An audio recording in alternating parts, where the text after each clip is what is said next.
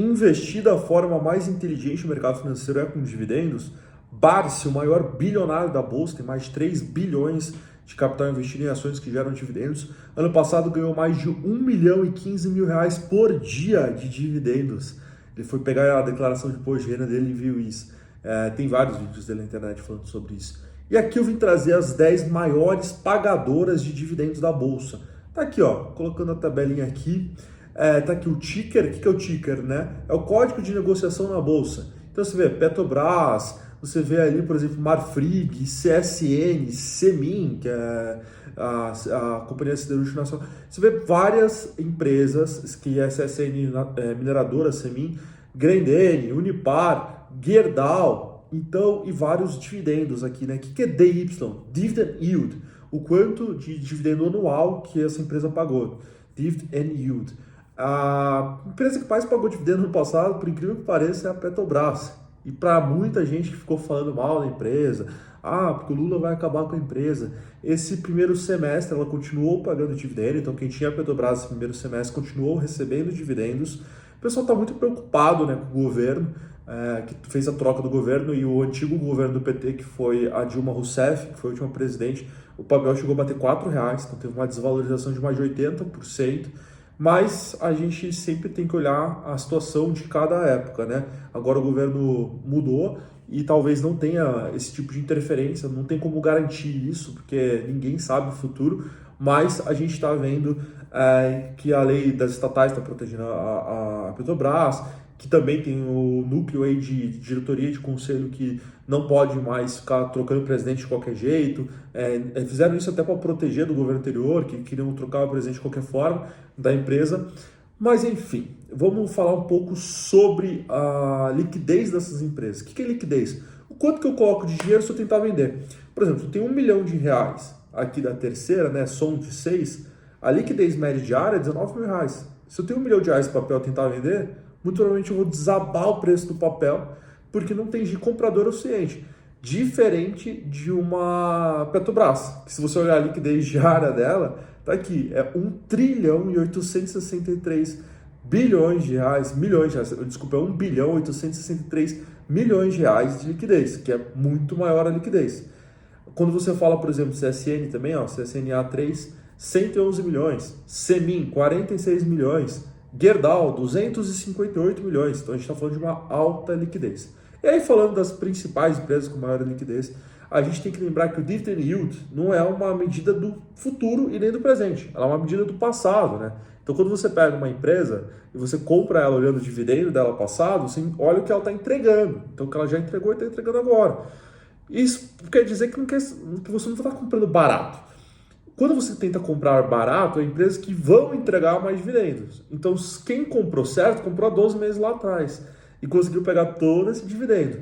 Diferente se você quiser comprar hoje, ela já pagou esses 12 meses de dividendo. Então, se comprar a Petrobras, olhando dividendo de 48% agora, ela já pagou esse dividendo. Não quer dizer que ela vai repetir.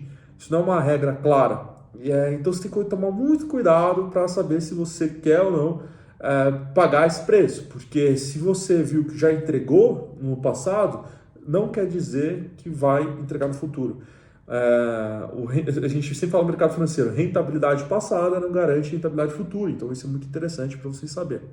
Então, com relação a Gerdau, falar um pouquinho da Gerdau aqui, que é uma empresa que é líder no setor ali, junto com a Vale também vai muito bem, mas a Gerdau tem uma parte dela muito forte, né, que é consumida pela América do Norte. Então ela exporta minério de ferro, ela exporta ali para os Estados Unidos, exporta para os países da América do Norte, Canadá, e esses países pagam em dólar. Então brincam por aí que a Gerdau já é redeada por si só, como ela tem boa parte da receita em dólar, ela não é tão dependente do Brasil. Então, se Estados Unidos, Canadá continuar importando com muita força, comprando da Gerdau, ela continua vendendo. Ela tem boa parte do custo dela em real, que é aqui no Brasil, que ela extrai aí os metais aqui no Brasil, mas boa parte da receita dela sim é em dólar.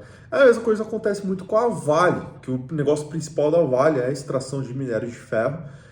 A Vale também está pagando dividendo acima da média, o dividendo atualmente da Vale está por volta de 18%.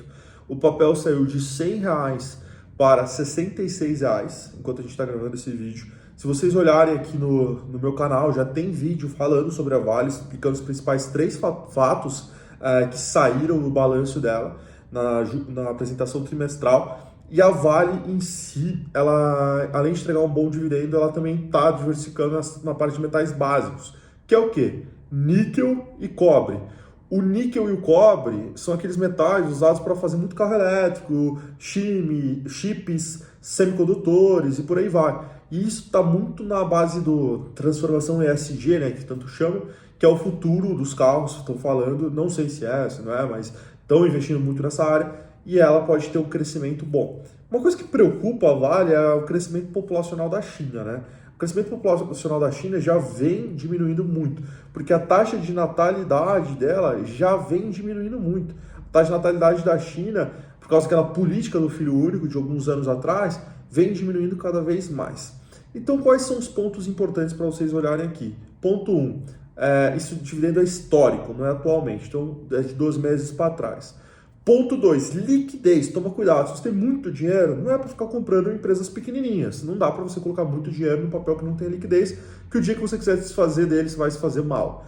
Terceiro ponto, olhar como estão os fundamentos da empresa, e não só os dividendos. Essa parte de minério de ferro, como a Gerdau é muito independente, a parte de petróleo, que a Petrobras é muito independente, o petróleo subiu muito no passado, e também a política do país, se a política vai ajudar ou não a empresa, e se você acredita que esse governo é ruim, é intervencionista e vai prejudicar as estatais, igual aconteceu no governo da Dilma, não compre Petrobras. Se você acredita que não, e você acha que a empresa está barata, então compre Petrobras, porque a empresa realmente, por fundamento, está entregando um bom dividendo. Então, prestem atenção nisso. Se você não acredita no governo atual, não é muito bom comprar a Petrobras. Se você acredita e acha que não vai ter tanta interferência, não vai ser tão ruim, pode comprar, que a empresa tem uns fundamentos baratos, segundo a maioria das casas de análise, principalmente a Suno Research, não é o Igor que está falando aqui. O Igor só está mostrando o que a Suno e as principais casas de análise estão falando. Qualquer dúvida, manda nos comentários, estou disponível a tirar as dúvidas de vocês. Não se esqueça de se inscrever no canal e deixar seu like. Tchau, tchau!